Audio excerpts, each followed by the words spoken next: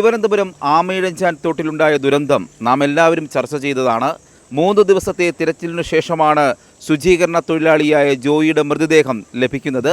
എറണാകുളത്തും ഇത്തരത്തിൽ സമാനമായ ആമയിഴഞ്ചാൻ തോടിന് സമാനമായ കനാലുകൾ സ്ഥിതി ചെയ്യുന്നുണ്ട്.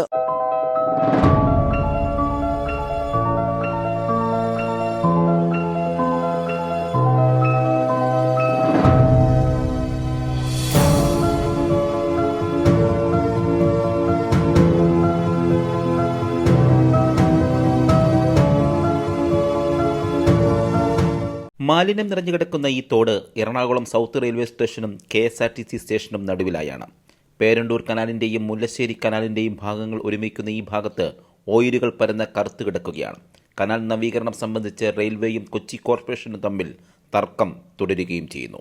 പഴക്കം ചെന്ന മാലിന്യങ്ങൾ ഉൾപ്പെടെ നിറഞ്ഞ് കിടക്കുന്ന തോട്ടിൽ നിന്നും മാലിന്യം നീക്കിയിട്ട് തന്നെ മാസങ്ങളായി. തിരുവനന്തപുരത്തെ ആമയിഴഞ്ചാൻ തോട്ടിലേതുപോലെയുള്ള സംഭവങ്ങൾ ആവർത്തിച്ചാൽ ഇവിടെയും രക്ഷാപ്രവർത്തനം ദുഷ്കരമായി മാറിയേക്കാം. നഗരത്തിൽ മഴ പെയ്യുമ്പോൾ വെള്ളം പമ്പ് ചെയ്ത് നീക്കുന്നതിനായി പെട്ടിയും പറയും സ്ഥാപിച്ചിട്ടുണ്ട്. തേവര മുതൽ വടുതല വരെയുള്ള 22 റെയിൽവേ തുരങ്കങ്ങളും മാലിന്യവാഹിനികളായതിനാൽ അപകട സാധ്യതയും ഏറെയാണ്. ഈ തുരങ്കങ്ങളൊന്നും തന്നെ റെയിൽവേ വൃത്തിയാക്കാറുമില്ലെന്ന് കൊച്ചി കോർപ്പറേഷൻ അധികൃതർ പറയുന്നു. നഗരത്തിലൂടെ ഒഴുകുന്ന കനാലുകൾ കറുത്ത നിറത്തിലാണ്. റെയിൽവേയിൽ നിന്നും പുറന്തള്ളുന്ന ഓയിൽ മാലിന്യത്തിന് പുറമെ പ്ലാസ്റ്റിക് കുപ്പികളും ഹോട്ടൽ അവശിഷ്ടങ്ങളും അറവുശാല മാലിന്യങ്ങൾ വരെ നിക്ഷേപിക്കുന്നത് ഈ കനാലുകളിലാണ്.